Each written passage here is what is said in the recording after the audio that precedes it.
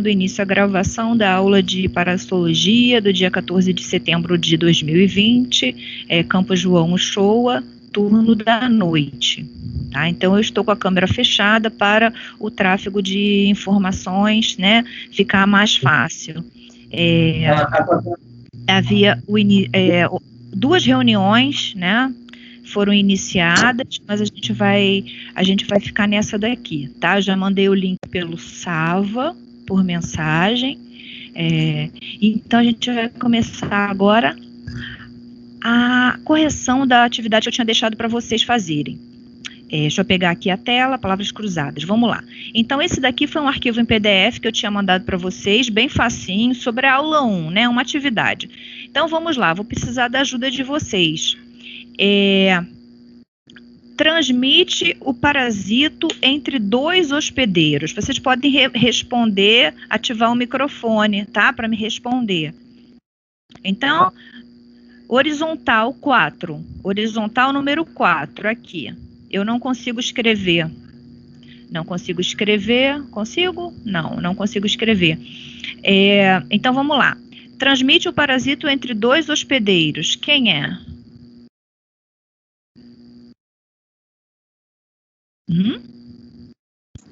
Vetor. Vetor, perfeito. Eu estou tentando escrever aqui no próprio arquivo, mas eu acho que eu não vou conseguir. Tipo de ciclo em que há hospedeiro definitivo e intermediário. Não consigo editar, não. Tipo de ciclo em que há hospedeiro definitivo e intermediário. Heteroceno. Heteroxeno, muito bem. Sim, essa é a sala correta. Estamos aqui nessa reunião. Por favor, quem estiver na outra sala, pode vir para cá, tá? Fiquei esperando um pouquinho. A gente começou a gravação tem poucos minutos. Exatamente, Samanta, boa. 2 reuniões abertas, entre na reunião que tem gravação iniciada. Perfeito. Vamos lá, então. Então, é heteroxeno, correto? Muito bem. Parasito, número 8, horizontal, aqui também, ó. Parasito de espécies de vertebrados muito distintas. Eurixeno, muito bem. Eurixeno, perfeito. Tá? Então, parasito que utiliza, né, como hospedeiros diversas espécies de animais, mamíferos, né, enfim, né, muito distintas. Vamos para as verticais agora. Número 1, essa aqui, ó. Essa aqui, número 1. Vou ler aqui. Parasito de espécies de vertebrados muito próximas. Estenoxeno, muito bem. Estenoxeno. né? Estenoxeno, depois é com X. Então, a maioria dos parasitos é estenoxeno, ou seja, eles têm uma preferência por um determinado tipo de hospedeiro. Número 2, essa aqui, ó, grandona também, ó. Onde há multiplicação de um agente etiológico para atingir outros hospedeiros. Reservatório. Perfeito, reservatório, muito bem. Número 3, aqui, ó, também uma palavra bem grande, ó. Tipo de hospedeiro em que o parasito encontra-se em fase larvária. Intermediário, muito bem. Em fase larvária ou em fase ou onde haja reprodução assexuada. Também é uma outra definição, tá? Para hospedeiro intermediário. Número 5. Tipo de hospedeiro que apresenta o parasito em fase de maturidade. Número 5 aqui, ó. Definitivo. Muito bem, definitivo, perfeito. Tipo de hospedeiro que apresenta o parasito em fase de maturidade ou também fase de reprodução sexuada, se houver, tá? 7. Tipo de ciclo onde há apenas apenas hospedeiro definitivo, número 7, ó, essa daqui, número 7. Monoxeno. Monoxeno, muito bem, monoxeno, muito bem, o pessoal acertou tudo. Deixa eu ir lá ver o chat aqui, o pessoal está escrevendo, beleza, está escrevendo tudo, beleza. Então, é que eu estava lá na outra tela. Vamos corrigir agora o outro quiz. Esse daqui, pessoal, foi do Socrative. Eu mandei um link para vocês. Então, várias pessoas realmente responderam no link.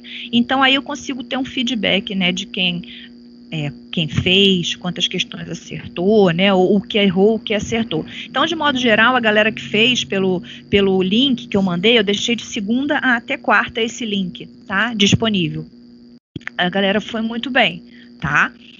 Então, teve algumas pessoas até que me mandaram mensagem depois, não consegui, não sei o quê, porque a partir de quarta-feira já não era atividade para a turma de vocês, era para outra turma, então era um outro questionário que estava aparecendo, tá? Então, no caso, peraí, gente, tem mensagens... Professora, esse link tá no CIA? Eu mandei, deixa eu ver se eu consigo copiar aqui, vou copiar, tá? Vou copiar, só um minutinho. Peraí.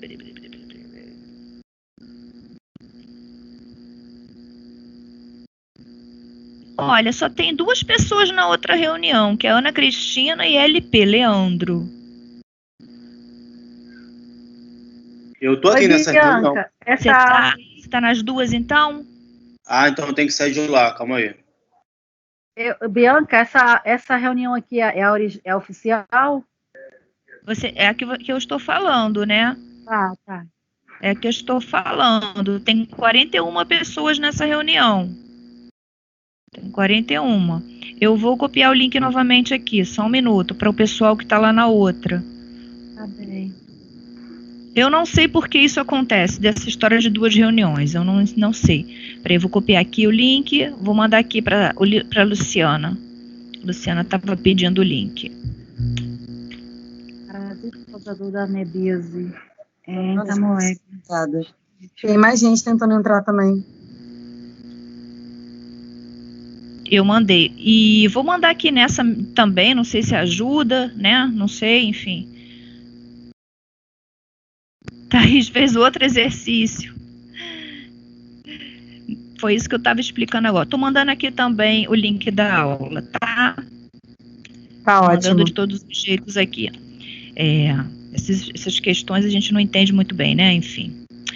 Então, esse do Socrative, eu mandei o arquivo, que é o que eu estou abrindo aqui para vocês, e quem tivesse respondido de segunda até quarta, respondia no link e eu tinha o feedback. Então, assim, bastante gente respondeu, acho que umas 20 e poucas pessoas responderam, e a maioria das pessoas foi bem, tá?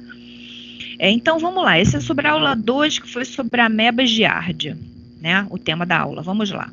É verdadeiro ou falso? Não. 2 opções, A ou B. Parasito causador da amebise intestinal. Letra A ou letra B? Naegleria fowleri ou Entamoeba histolítica? A ou B? Letra B. B, muito bem, Entamoeba histolítica. A Naegleria fowleri é um outro tipo de ameba, né? Uma ameba de vida livre. É aquela ameba que é a ameba comedora de cérebro, que provoca meningoencefalite amebiana primária, né? Que provoca uma doença bastante grave, né? Afeta o sistema nervoso central. Então, é número 1, letra B. Número 2, forma evolutiva infectante da Entamoeba histolítica ao homem. Cisto ou trofozoíta? Cisto. Muito bem. Cisto, perfeito. Então, o cisto é a forma infectante. Você vai ver que o cisto é a forma infectante da Entamoeba histolítica, ou da giardia, do parasito que a gente vai ver hoje, que é o Cryptosporidium. O cisto é a forma de resistência que existe na natureza e que vai estar presente na água, nos alimentos, enfim, né? Então, a partir da ingestão dos cistos, é que o indivíduo, né, se infecta. Então, estou voltando aqui, 2, letra A. 3, órgão preferencial afetado pela amebíase extraintestinal. coração, o fígado. Fígado. Fígado, B, muito bem. 3, letra B. Fígado. Infectado pela amebise. Então, a ameba, né, a ameba histolítica, é um parasito intestinal. Ele vive no lúmen do intestino, mas essa ameba ela tem a capacidade de penetrar a mucosa intestinal e, por via sanguínea, ela pode ser encontrada em outros locais. Por isso que é chamada de amebise extraintestinal. Esse extra quer dizer fora do intestino. Então, o local preferencialmente encontrado é o fígado. Ela faz um tipo de abscesso amebiano, tá? Abscesso amebiano. Número 4. Material biológico humano preferencialmente utilizado para o diagnóstico laboratorial da amebise intestinal. Fezes ou sangue? Fezes. Fezes. Fezes. Fezes. 4, letra A. 4, letra A. Fezes.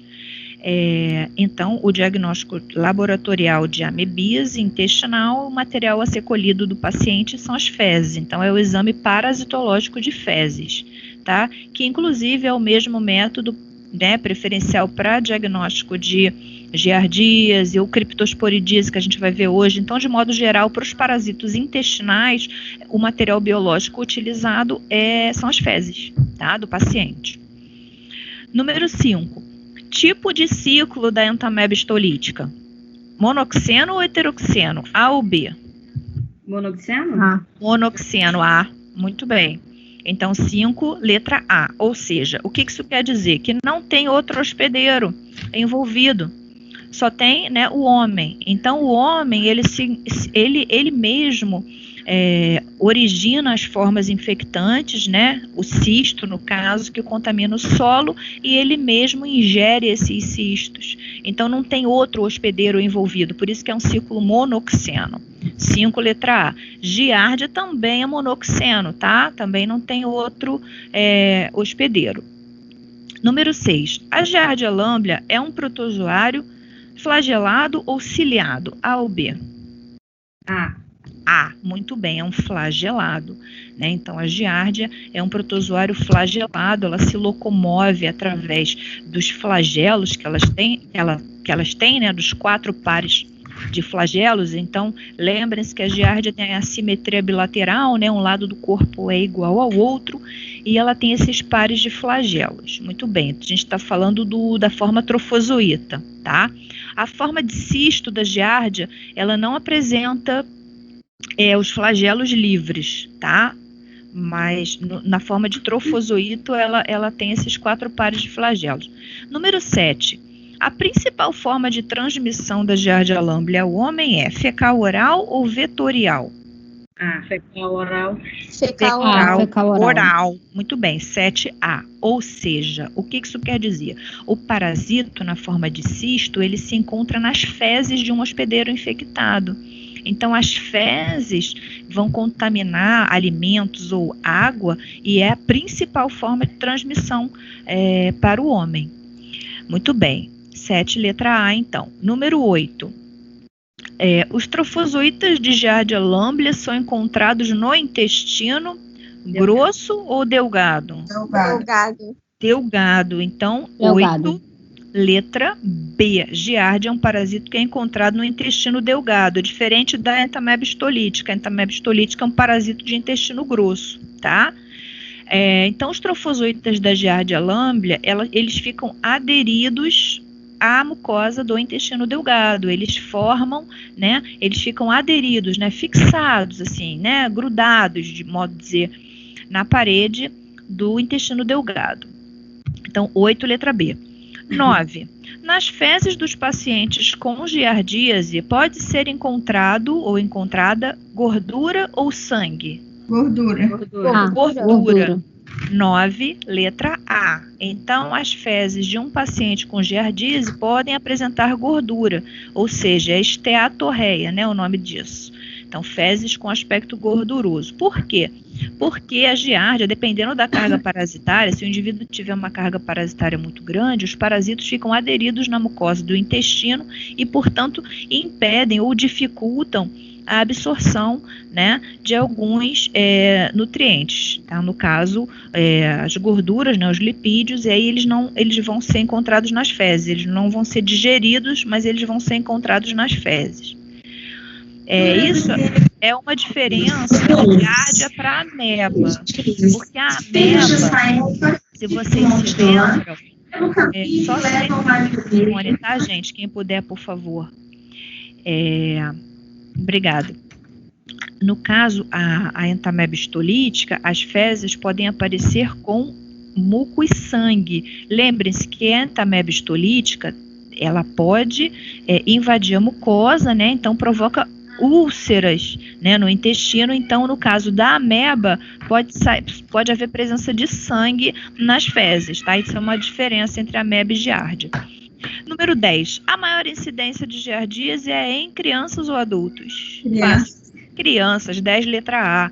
Né? Principalmente crianças que têm contato próximo, seja em creches, né? Então, que tem aquele convívio, né? Então, em crianças. Eu vou fechar esse arquivo aqui. Vou fechar todas as guias e vou compartilhar o arquivo da aula de hoje. Pessoal, eu não conferi aqui quem escreveu aqui no chat as respostas, tá? Eu fui falando, não conferi, tá? Então, agora, pessoal, vou compartilhar com vocês o arquivo da aula, a aula número 3, que eu já botei no material de aula. Vou baixar aqui a lista dos participantes, estou baixando, tá? Só um instantinho, enquanto isso. E aula 3, tá? Oi.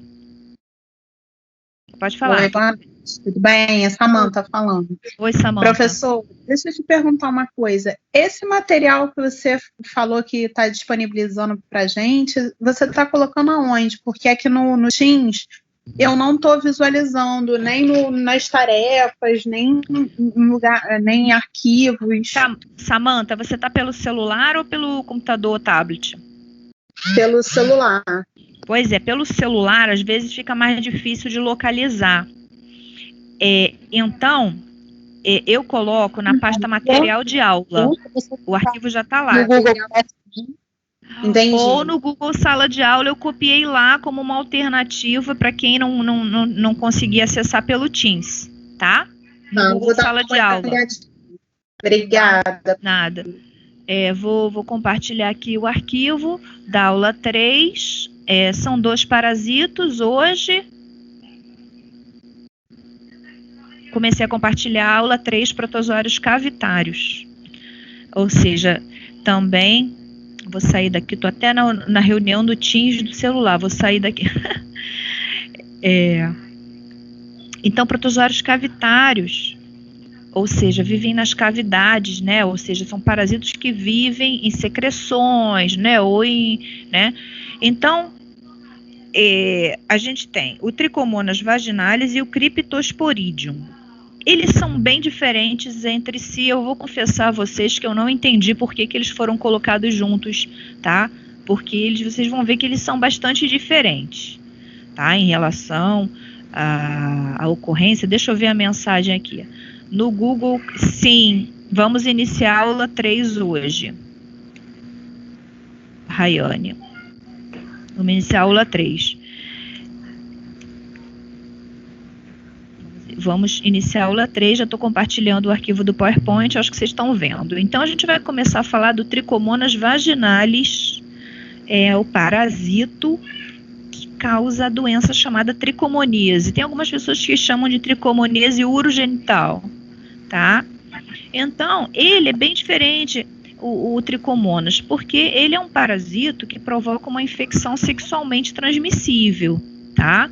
Eu acho que muitos de vocês podem até já, dependendo do período que estiverem na graduação, podem até já, em outras disciplinas, né, já ter se deparado com esse assunto, tá? Então, qual a importância de a gente estar estudando esse parasito? Ele é muito frequente em mulheres adultas, né? Então, esse percentual varia um pouco de acordo com a população estudada e tal, mas, assim, aproximadamente pode chegar a 20% a 40% em mulheres adultas, né? Com vida sexual ativa. E nas mulheres que têm algum tipo de corrimento, né? Esse corrimento ele pode estar bastante frequentemente associado à presença do tricomonas, tá? Assim, a presença do tricomonas é bastante incômoda, tá? Principalmente para a mulher, né? O homem, muitas das vezes, ele é assintomático ou oligossintomático, ou seja, ele tem poucos sintomas ou quase ou nada. Tá? Agora, na mulher é muito incômodo, tá? A gente vai ver aqui um pouco, né, dos aspectos clínicos. Então, essa doença, ela é de transmissão sexual, então ela é transmitida por relações sexuais, essa é a forma de transmissão principal, tá? Eventualmente, uma mulher infectada pode, um percentual pequeno, né, uma probabilidade pequena, pode transmitir para a criança, né, transmissão vertical no parto. E também uma outra forma de transmissão bastante, assim, bem menos frequente, é o compartilhamento de alguns objetos, tá? Objetos íntimos, compartilhamento de toalhas, roupas íntimas e tal, né? Ou algum objeto que seja contaminado. Lembrando, pessoal, que isso que eu estou falando agora é uma probabilidade muito, muito, muito pequena. Fala. Pode falar. O que é leucorreia? É um tipo de corrimento, tá? Um corrimento, assim, leitoso, né? Claro, é isso que é o que significa leucorreia. Corrimento. Isso é o que significa. Essa secreção. Oi? Essa secreção que tem o diagnóstico que a mulher está com esse parasito?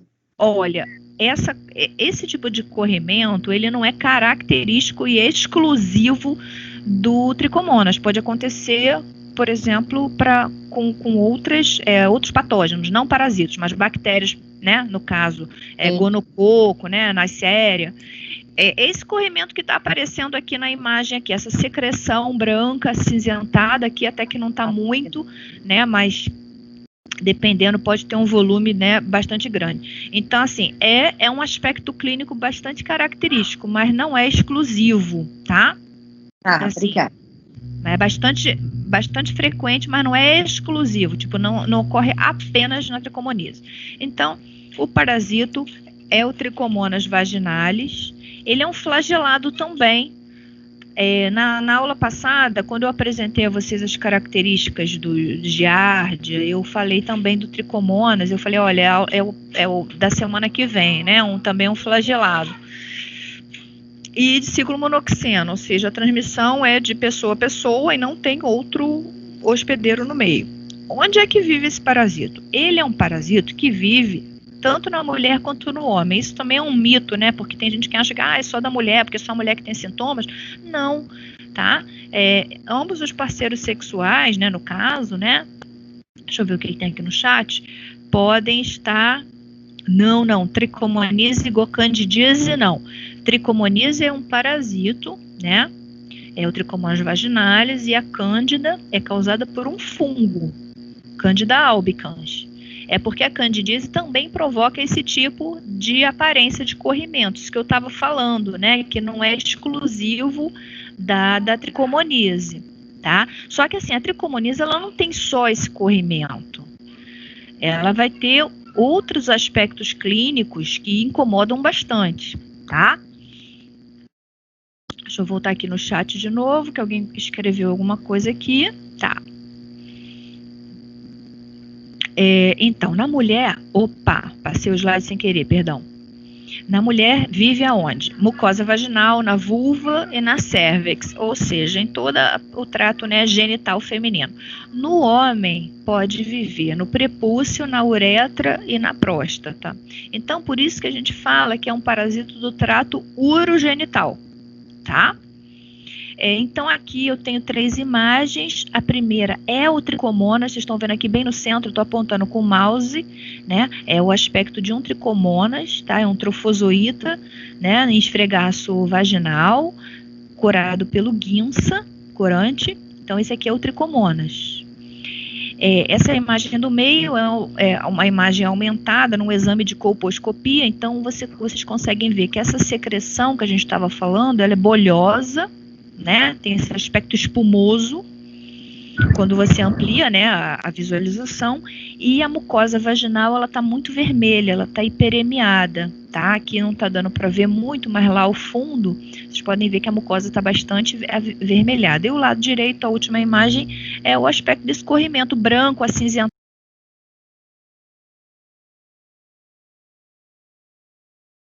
É um corrimento claro, não necessariamente branco só, tá? Mas ele é claro. Tem odor ruim também, tá? Então, como é que é esse ciclo biológico? Na verdade, o ciclo biológico é muito simples, porque a transmissão é por via sexual, tá? Então, sexo desprotegido, um parceiro infecta o outro, tá? Então, é um parasito do trato gênito-urinário, feminino, pênis, uretra, próstata masculina. Então, esse parasito, ele vai ser encontrado tanto no homem quanto na mulher, na forma de trofozoíta. Então, ele só existe na forma de trofozoíta, tá? E o trofozoíta, ele se divide, sofre divisão, né? Fissão binária e, enfim, prolifera, né? Ou seja, aumenta de tamanho.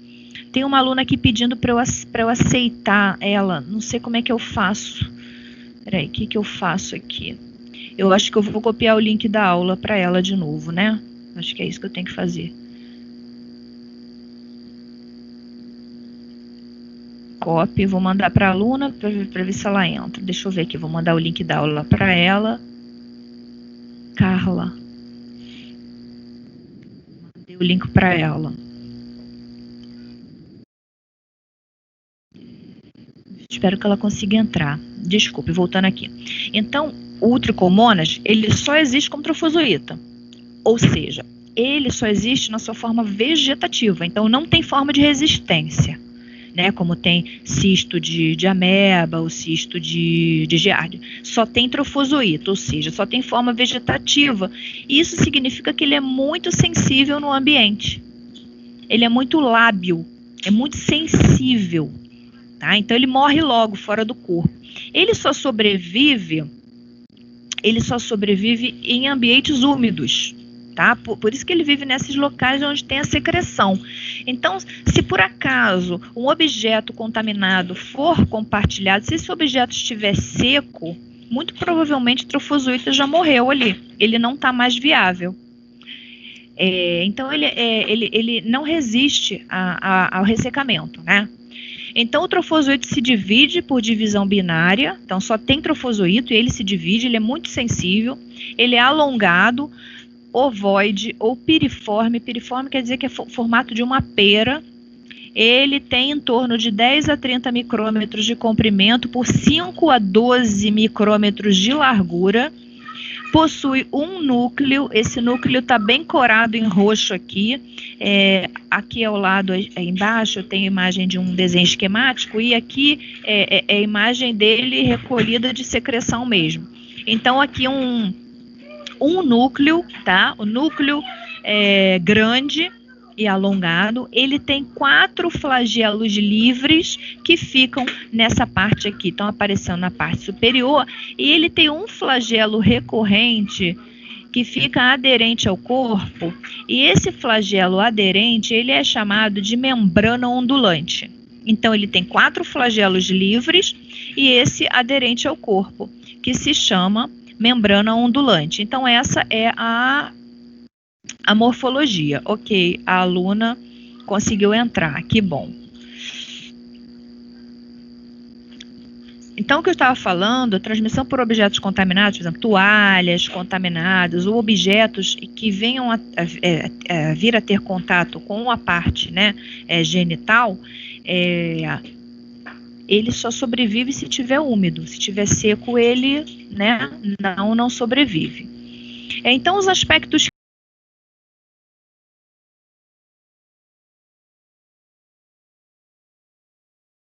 clínicos, vamos falar dos aspectos clínicos.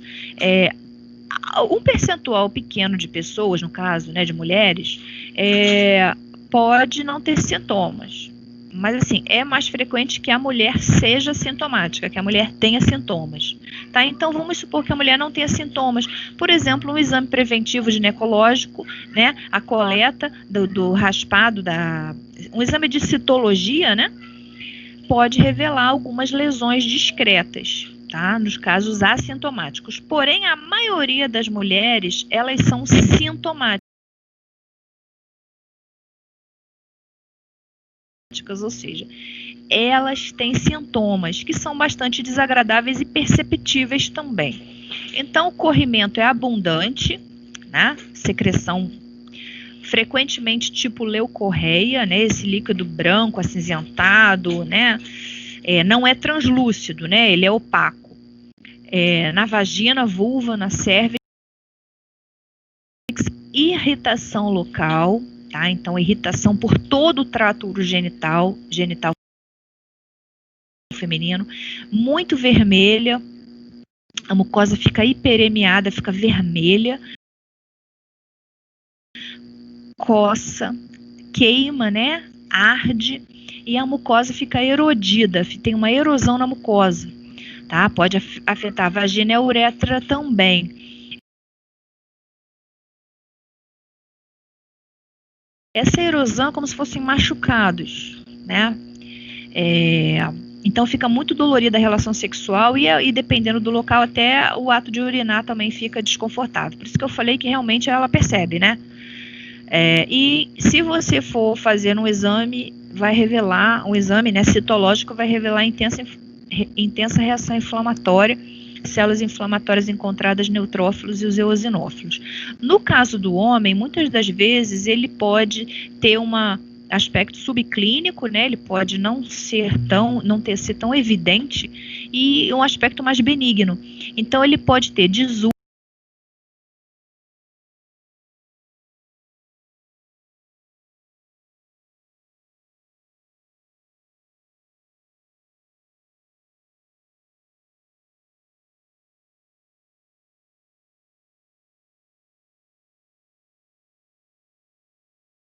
dor a urinar, uma secreção mucoide ou de aspecto purulento, prurido, né, coceira e escoriações no prepúcio, tá? Então esses são os aspectos clínicos. Então existe uma inflamação causada por esse parasito. Deixa eu ver aqui no chat, o pessoal tá escrevendo aqui no chat. Então tem um processo inflamatório bastante intenso. Exatamente, os dois têm que fazer o tratamento. Respondendo. Ela tem tratamento, respondendo as perguntas aqui, tem tratamento, a gente ainda não chegou lá nessa parte, mas trata os dois, ambos os parceiros. Então, os processos inflamatórios. Então, esse exame aqui,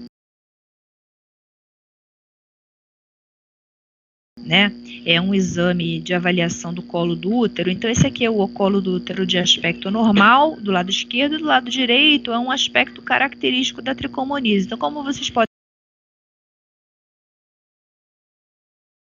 ver, está bem vermelho, bastante hiperemiado e a mucosa está toda erodida, né? Então fica arde, queima, então assim, é bastante incômodo mesmo.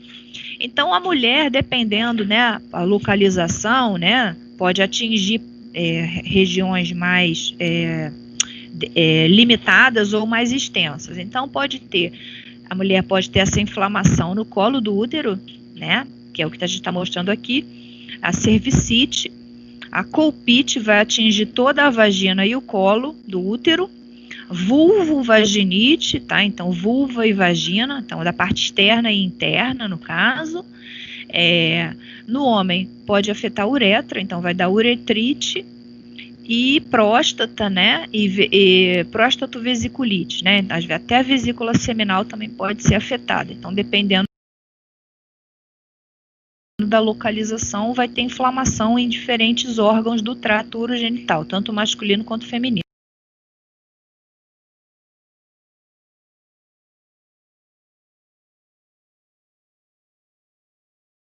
Como é que se faz o diagnóstico? Em relação ao quadro clínico, não é constante nem específico. Então, o que a gente estava falando sobre a leucorreia, sobre esse corrimento, ele, por exemplo, ele pode ser devido a outros agentes, né? Então, cândida, gonococo, né? Bactéria da gonorreia ou alguma outra bactéria que provoque. Então, assim, não é exclusivo, mas, assim, é sugestivo se associar a outros sintomas, né? Que esse ardor, queimação, erosão, né? Enfim. A demonstração do parasito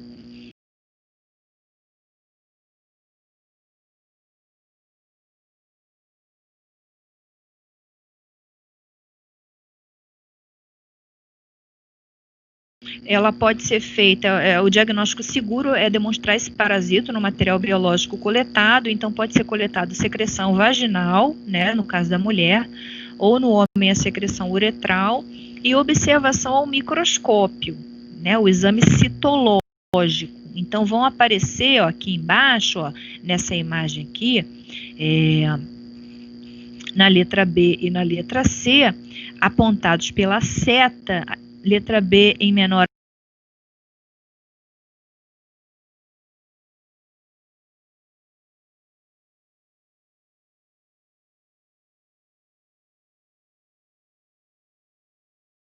aumento, letra C em maior aumento, os tricomonas. Então, eles aparecem, né, os parasitos aparecem no exame citológico. Por quê? Porque o tricomonas, ele vive na secreção. Então, quando você faz o raspado, quando faz a coleta desse material, e aí você coloca na lâmina e faz a coloração, eles vão aparecer ali, tá? Pode ser cultivado também. E uma outra maneira de se demonstrar também a presença da infecção é um exame por biologia molecular, né? A reação da polimerase em cadeia, né? Então, vai analisar o material genético do parasito, né? Então, no caso, secreção vaginal ou cultura uretral, né? No caso do homem, tá? Então, são as formas de você fazer o diagnóstico. Prevenção e controle. Então, sempre o treinamento dos profissionais, que eu falo, toda aula fala a mesma coisa, né?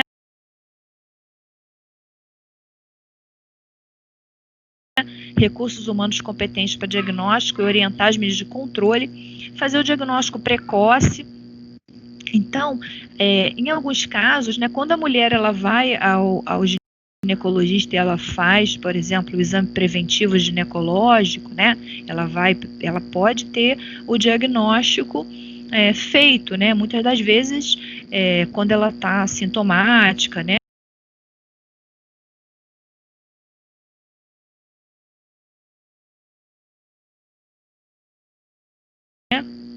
então é importante que se faça o diagnóstico, é importante que se tratem os casos, ambos os parceiros, senão vai ocorrer a reinfecção, tá?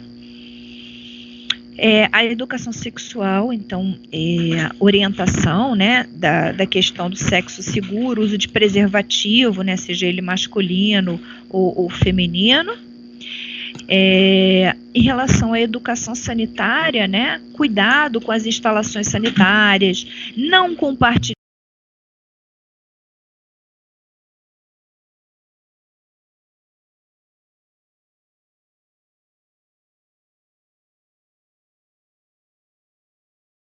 roupas íntimas, nem toalhas molhadas, né? Não compartilhar de forma alguma. Água do banho, a gente está falando aqui, por exemplo, banho em banheira, né? Então, vai uma pessoa, vai a outra. Então, é esse tipo de cuidado aqui que não deve se compartilhar a água do banho. E em relação às roupas de cama, se por roupa de cama e banho, né? Se tiver úmido, o parasito pode permanecer ali durante um tempo, tá? Então, em relação ao tratamento, a gente tem esses mesmos medicamentos que a gente já falou para quase todos, na verdade, para giardia e antameba, também servem para o tricomonas. Então, eu só coloquei aqui questão de dose para ter dar uma noção a vocês, mas também são os derivados imidazólicos. Então, a gente tem o metronidazol, sequinidazol, o ornidazol, o tinidazol e o nimorazol.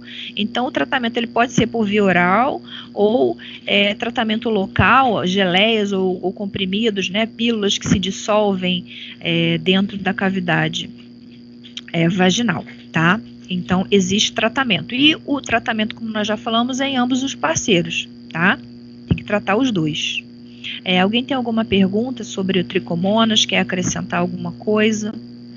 Vou olhar aqui no Teams. Não tem nada. Então, vamos prosseguir. A gente vai agora mudar completamente o canal, né? Como se diz. A gente vai para outra coisa completamente diferente.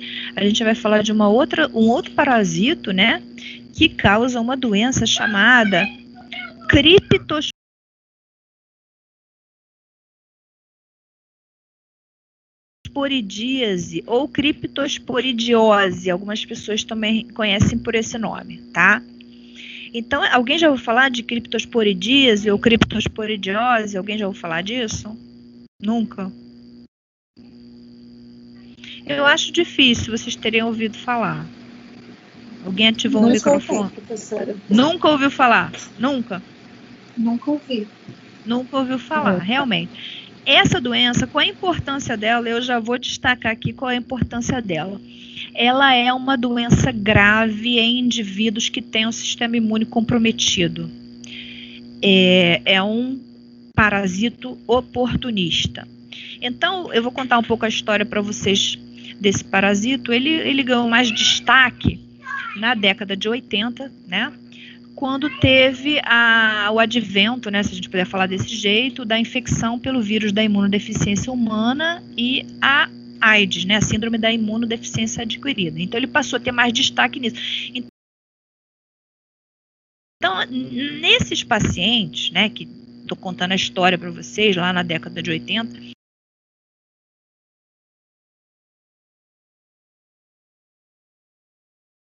começava a se observar uma enterite muito grave, uma diarreia muito grave nesses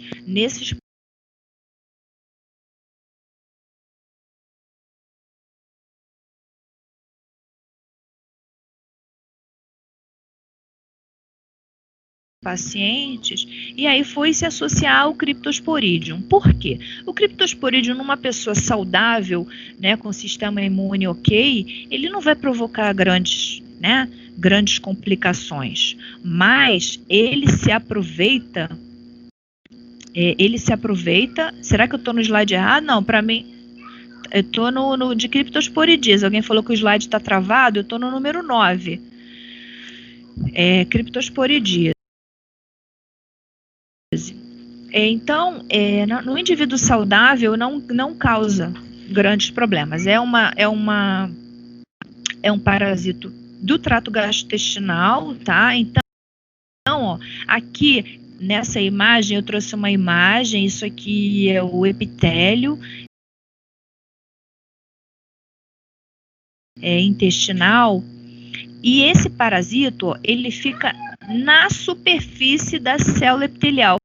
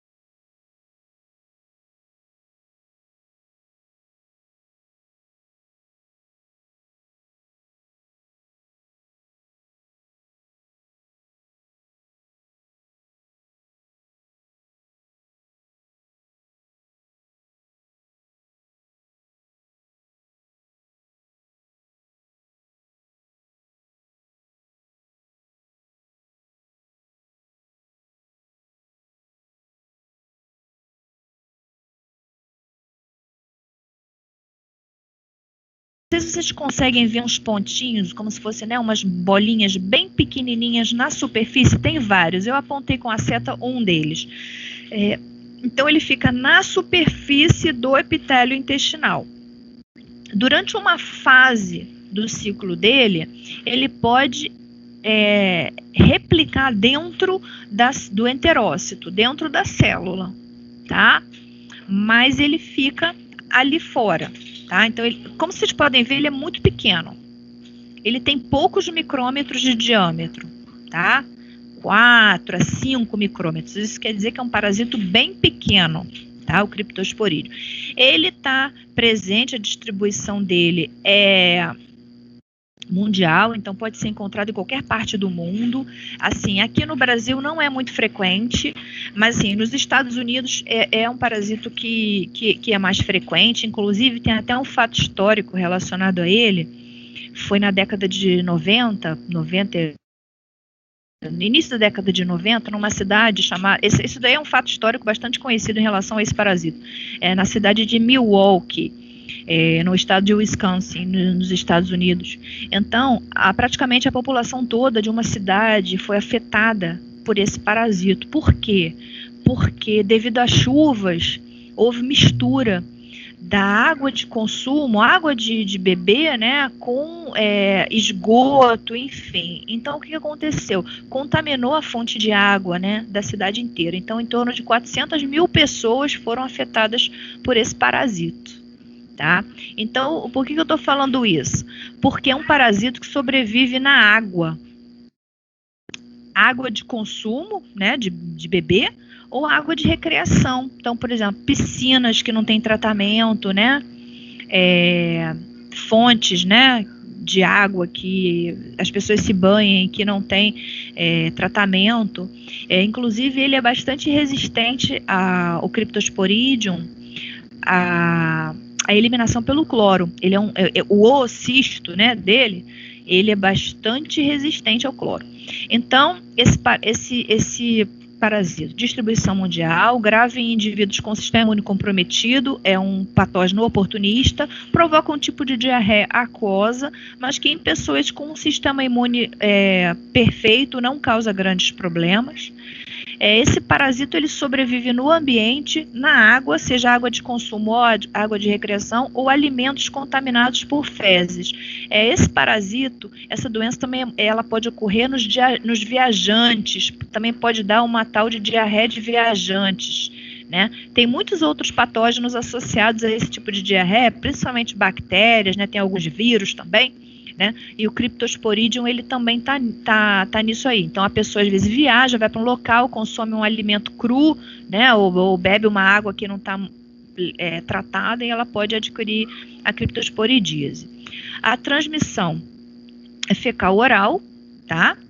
De animais ao homem ou de pessoa a pessoa pela ingestão de oocistos. Isso aqui não está errado, eu estou chamando a atenção que é uma estrutura que vocês ainda não ouviram falar, é uma forma evolutiva que eu não havia falado ainda.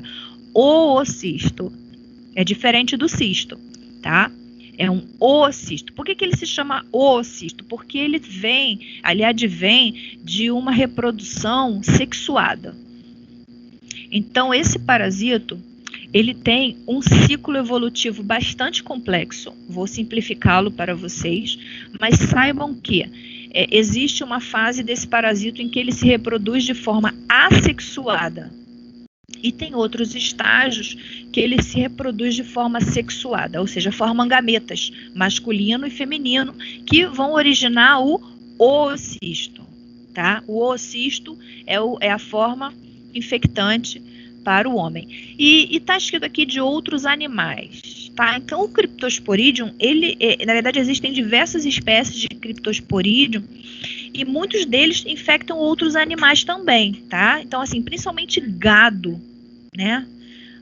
O gado pode ter nas suas fezes oocistos de Cryptosporidium. Então, quando a gente fala de alimentos contaminados por fezes, então, muitas das vezes, a utilização de um esterco, né?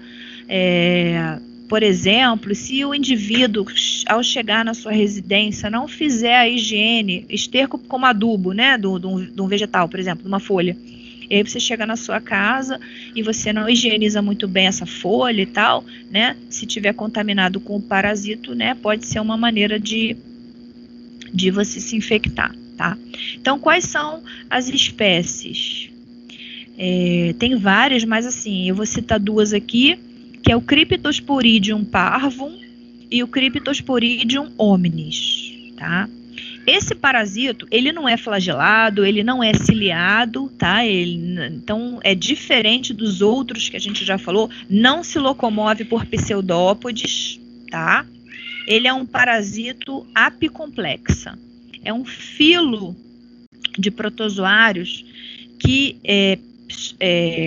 tem uma estrutura chamada complexo apical ou aparelho apical. Por isso que ele é chamado de apicomplexa. O que isso significa?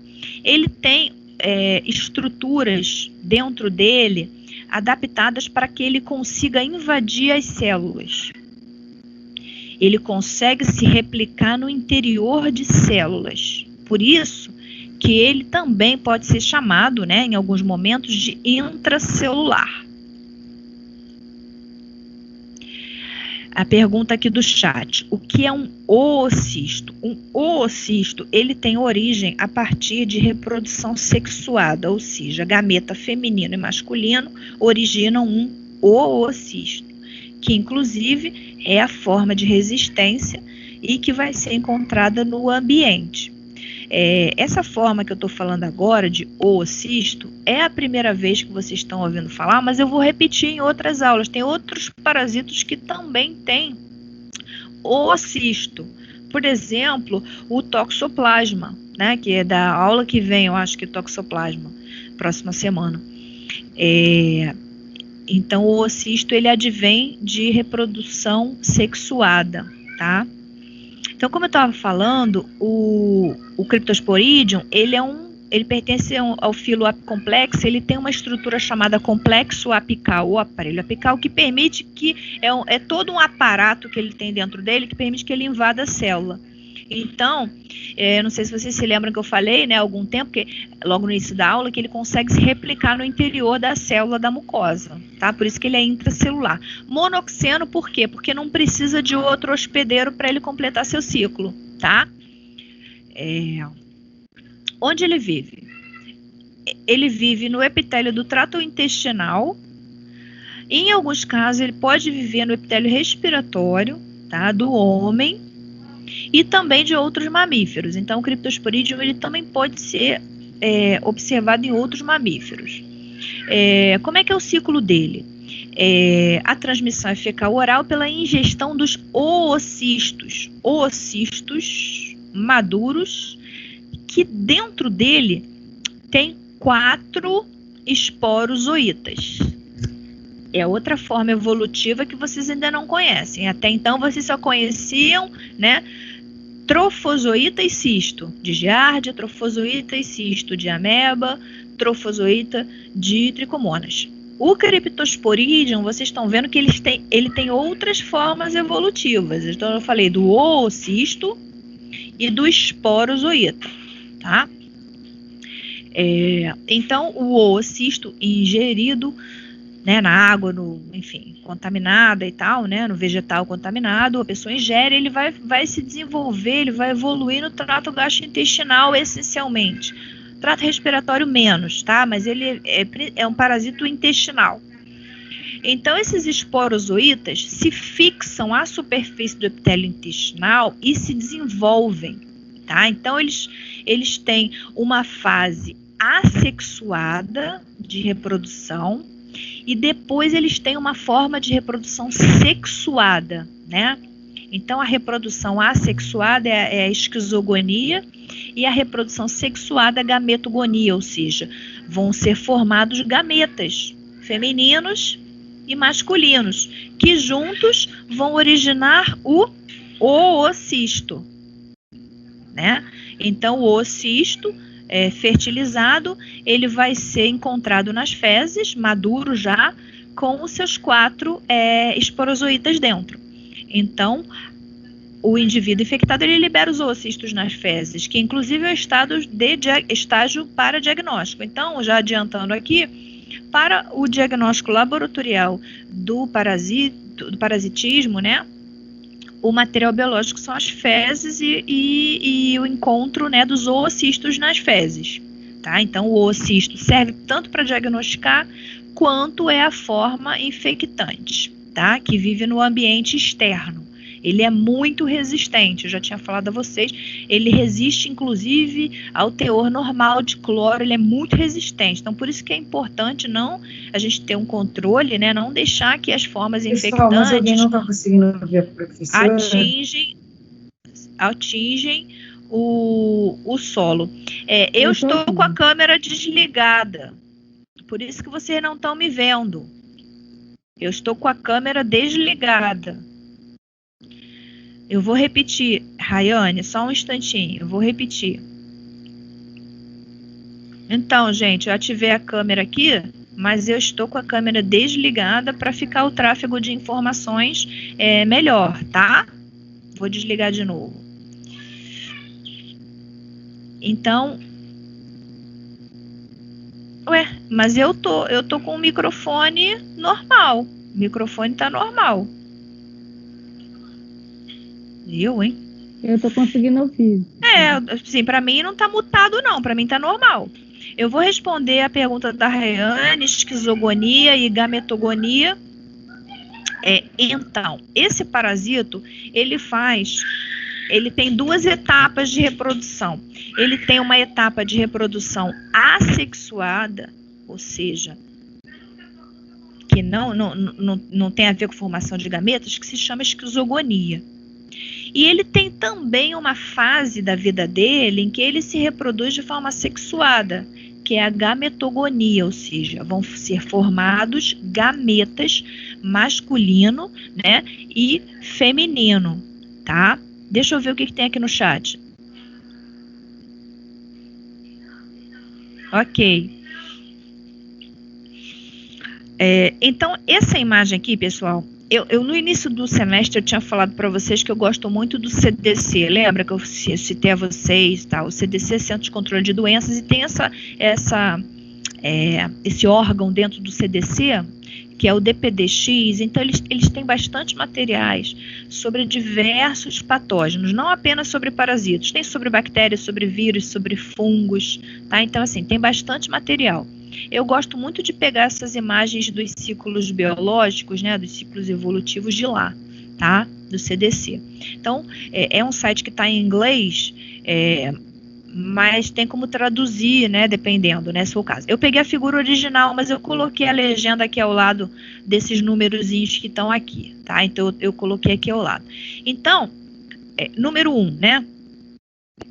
O oocisto, né, esporulado, ou seja, o oocisto maduro, contendo 4 esporozoítas, é lançado no ambiente, nas fezes, a partir das fezes de uma pessoa infectada. Lembrando que, quando a gente fala em ambiente, né, como é que essas fezes vão contaminar uma água? É porque essa pessoa não tem acesso à rede de esgoto, por exemplo, né? Então, num local que tenha tratamento, né, de esgoto, tenha rede de esgoto, né, isso não vai acontecer.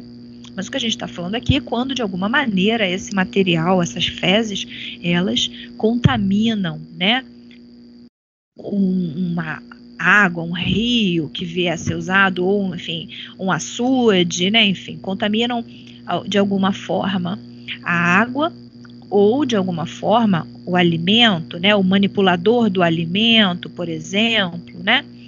E por que essa vaca está aqui, esse boi, né, está aqui? Porque eu já tinha falado hoje na aula que o gado, ele também é um hospedeiro bastante importante, né, de Cryptosporidium. Então, o parasito pode ser encontrado também nas fezes desses animais. E aí, eu falei no início, né, cuidado com a utilização do esterco, né, como adubo, né, então, ou a manipulação do animal, né, enfim, criador, né, quem tem criação, assim, na área mais rural, a gente tem que falar, obviamente, de todos os cenários possíveis, né. A gente está no Rio de Janeiro, num grande centro urbano, mas a gente não sabe, né, a nossa realidade do Brasil, ela é muito grande, né, e muito diversa. Então, eu não sei aonde vocês vão vir a trabalhar ou com qual público vocês vão lidar, então a gente tem que imaginar todos os cenários possíveis. Então, esse oocisto cai no ambiente e contamina. Pode contaminar a água ou os alimentos. Então, a água de recreação ou água de consumo, por exemplo, né? Bianca. Oi? Bianca, desculpa, que eu fiquei sem internet. Voltou. Holocisto, qual a diferença de oocisto por cisto? Oocisto. O oocisto, ele advém de reprodução sexuada, ou seja, teve a formação de gametas masculino e feminino, tá? E aí origina o oocisto, tá?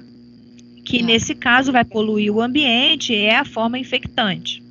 Tá? Então, no caso do Cryptosporidium, a reprodução ela tem uma fase assexuada, mas tem uma fase sexuada também.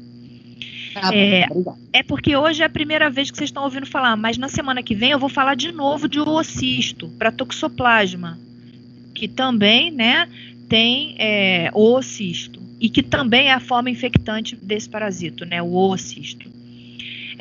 Então, contamina o ambiente, o oocisto, beleza, a pessoa ingere esse oocisto, né, com os esporozoítas. Quando está passando pelo trato gastrointestinal, esses esporozoítas podem invadir o epitélio intestinal, reproduzem-se assexuada e sexuadamente, tem duas, e vão gerar novos oocistos. Essa parte aqui do ciclo, que está em detalhe, é o que está acontecendo no intestino delgado, tá? Então, a gente vai passar mais rapidamente, mas é importante que vocês entendam que o oocisto, quando ele libera os esporozoítas que estão dentro dele, o que pode acontecer? Alguns desses oocistos, eles podem gerar uma fase de reprodução assexuada, que é essa daqui, tá? Então, ele gera trofozoítas e merontes, são merozoítas, são outros estágios evolutivos. Eu não vou me ater em grandes detalhes a essas formas evolutivas, mas é importante que vocês saibam que tem várias, tá?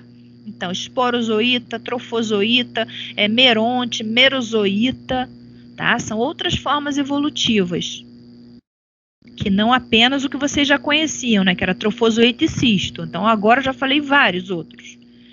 Mas é porque é a primeira vez que eu estou falando isso para vocês, mas semana que vem, por exemplo, eu vou repetir esses nomes quando eu falar de Plasmodium também, de malária. Vocês vão ver que eu vou repetir alguns desses estágios evolutivos que também ocorrem no parasito, no Plasmodium, que inclusive é parente, digamos assim, né, do Cryptosporidium. A gente vai ver ele semana que vem. Mas voltando aqui, o parasito pode desenvolver também um ciclo sexuado, em que são gerados os gametas, né, masculino e feminino, que vão originar o zigoto e o oocisto. E aí, olha que interessante, esse oocisto, ele pode sair pelas fezes, como é o que nós estamos vendo aqui, ou ele pode promover a autoinfecção, ou seja, parasitos que estão lá no intestino podem infectar outras células intestinais, é o que a gente chama de autoinfecção, auto com U, tá? Autoinfecção, ou seja, infecção a si próprio, né? Então, o indivíduo infectado, ele pode aumentar a carga parasitária, né, por essa situação aqui. Que o oocisto, ele pode autoinfectar, né, as suas células do epitélio intestinal, tá? Alguma dúvida no ciclo? Então, em relação aos aspectos clínicos, como que se manifesta, o que acontece, né, nesses pacientes? Os sintomas, normalmente em torno de 2 a 10 dias após a infecção, esses sintomas podem acontecer e eles podem durar em torno de 1 a 2 semanas. A duração, né?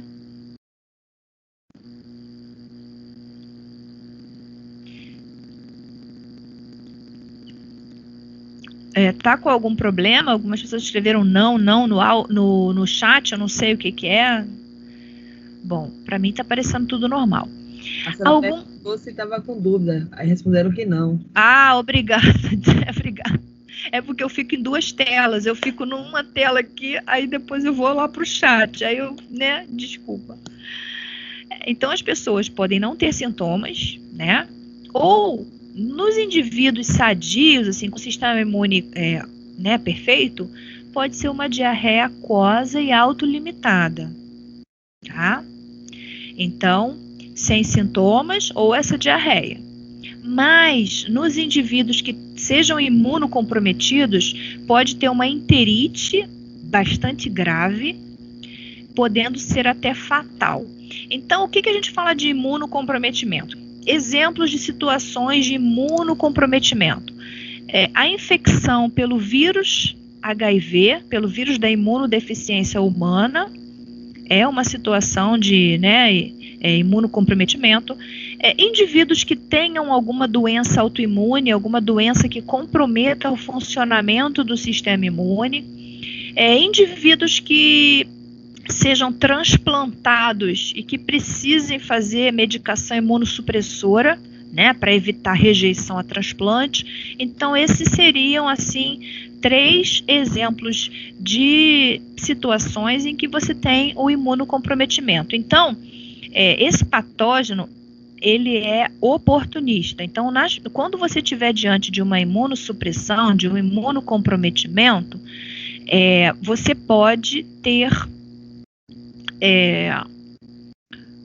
a doença exacerbada. O lúpus é uma doença autoimune, né? Perguntou sobre o lúpus.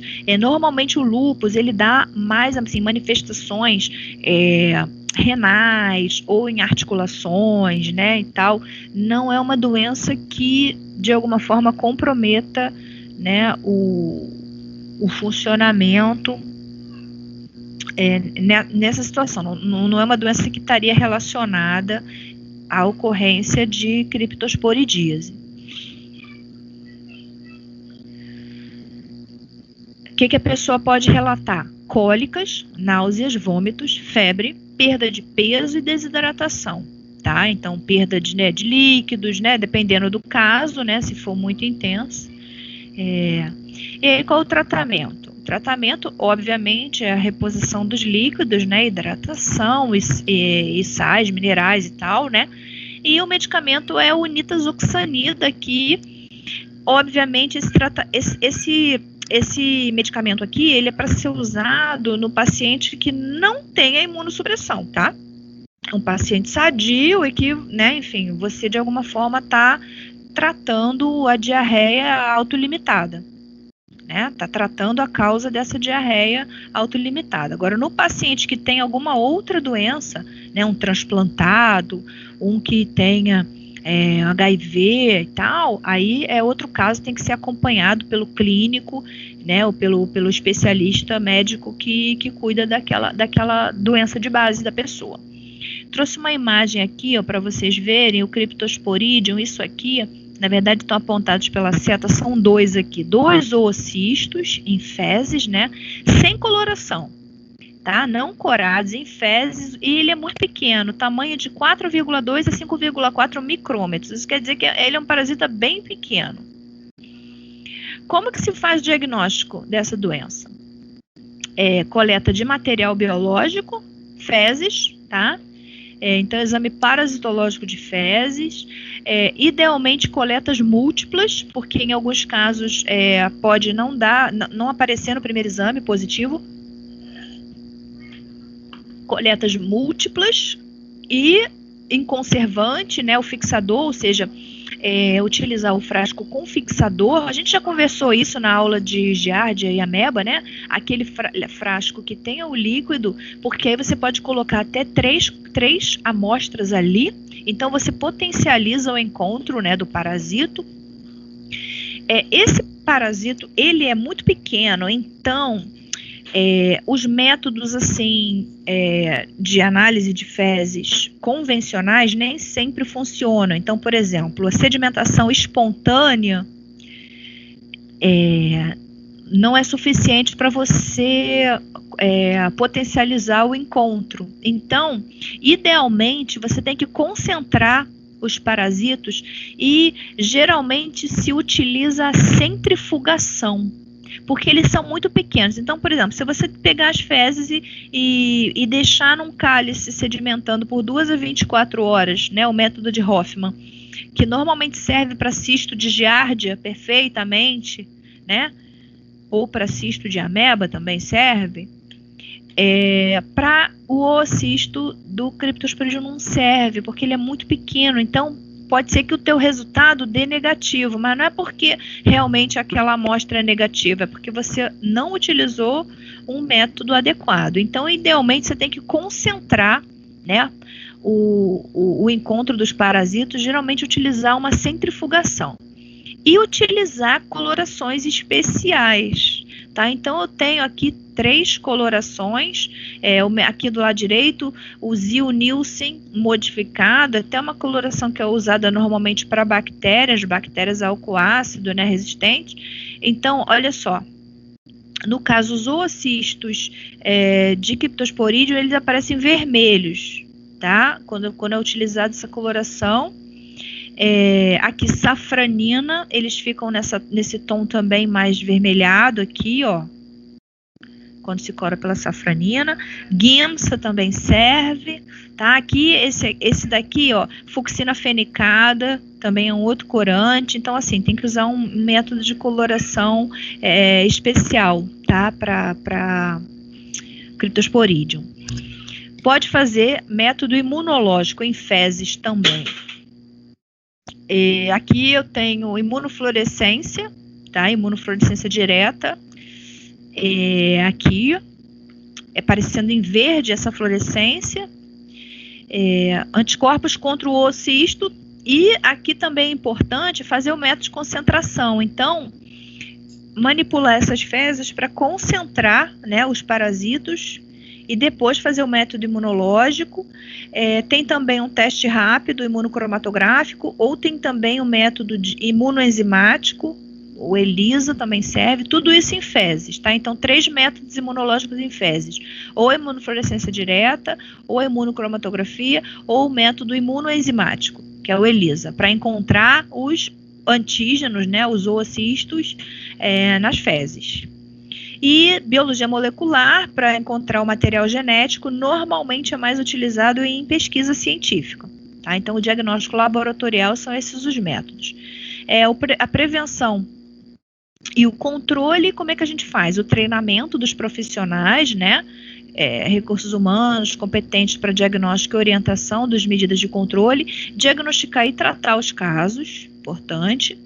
Em relação à educação sanitária, higienização das mãos após as dejeções, antes de manipular alimentos, após o contato com os animais ou após o contato com o solo. Higienizar os alimentos, principalmente aqueles que são consumidos crus, tá? Lembre-se, por que contato com animais ou com solo aqui? Por que eu estou falando isso? Porque tem alguns animais que podem hospedar o Cryptosporidium. Claro que o gado, né, é o principal animal, mas, por exemplo, solo. Quem faz jardinagem e tal, né, dependendo, manipula canteiro e tal, deve usar sempre luva, ou então terminou de mexer no jardim e fazer uma boa higiene das mãos, tá? Lembrar que unhas também curtas, né? Assim, medidas de precaução geral, manter unhas curtas, limpar bem embaixo das unhas também, né? Isso também é importante em relação à educação sanitária. Em relação ao saneamento ambiental, consumir água filtrada ou fervida, ter uma destinação correta para o esgoto e o tratamento de águas recreativas, piscinas, fontes, né? Tratar essas águas. Em relação a águas recreativas, não sei se eu cheguei a falar, acho que eu falei na hora da giardia, né? A gente comentou, né, na aula de giardia, acho que as crianças, quando a criança tem diarreia, ela não deve ser mandada para uma piscina, por exemplo. Ela não deve ser mandada para uma creche. E, ó, saiu o compartilhamento da tela. Deixa eu ver aqui, mas eu já tô acabando. Alguém parou o compartilhamento. Vou compartilhar novamente. Aqui. Estou compartilhando novamente. Então, não se deve mandar criança para essas águas recreativas, tá? Piscina, nada disso. Criança com diarreia, nada disso, tá? E higiene rigorosa em creches e hospitais, após contato com dejeções e antes de manipular alimentos e objetos. Então, creche, né? Então, essas doenças assim, intestinais são muito frequentes em locais mais, assim, que tem contato próximo. Então, quem por exemplo, uma criança numa creche, né, que tenha isso, né, então ela tem que, o cuidador, ele tem que ter bastante, né, aspectos de higiene, após trocar uma fralda, limpar o trocador, né, higienizar suas mãos, ou o profissional que está atendendo no hospital, um paciente que tiver com criptosporidíase, né, ter todo o cuidado após as dejeções. Esse paciente tem que até ficar em isolamento, né, isolamento entérico, né, idealmente, né, e antes de manipular alimentos e objetos. Então era isso que eu tinha para falar sobre essa doença da criptosporidíase. Alguém quer falar alguma coisa? Acrescentar? Ô, professora. Oi. A senhora pode explicar de novo a diferença de cisto para oocisto, por favor? Cisto é uma forma de resistência que advém de reprodução assexuada. Tá? Então, um trofozoíta gera um cisto. Um trofozoíta se divide por divisão binária, é uma reprodução assexuada, ele origina um cisto. Cisto ocorre para giardia, ocorre para ameba, são os parasitas que vocês conhecem até o momento. O oocisto, ele advém, a origem dele são formas evolutivas que tiveram uma reprodução sexuada, então gametas que se fundiram para originar um zigoto, e dali, a partir do zigoto, evoluiu um oocisto, ou seja, significa que teve reprodução sexuada, teve união de gametas, tá? Então, o oocisto, ele ocorre para Cryptosporidium, é o primeiro que eu estou falando para vocês, que faz reprodução sexuada, o primeiro parasito, mas semana que vem eu vou falar também do Toxoplasma, também vou repetir o oocisto, tá? Então, seria isso. Tá bom, obrigado. Eu vou baixar novamente, vou baixar novamente a lista de frequência, porque eu não sei se chegou mais alguém depois, vou baixar novamente, que aí fica, né, depois eu confiro, não sei se entrou mais alguém, acho que entrou sim, tinha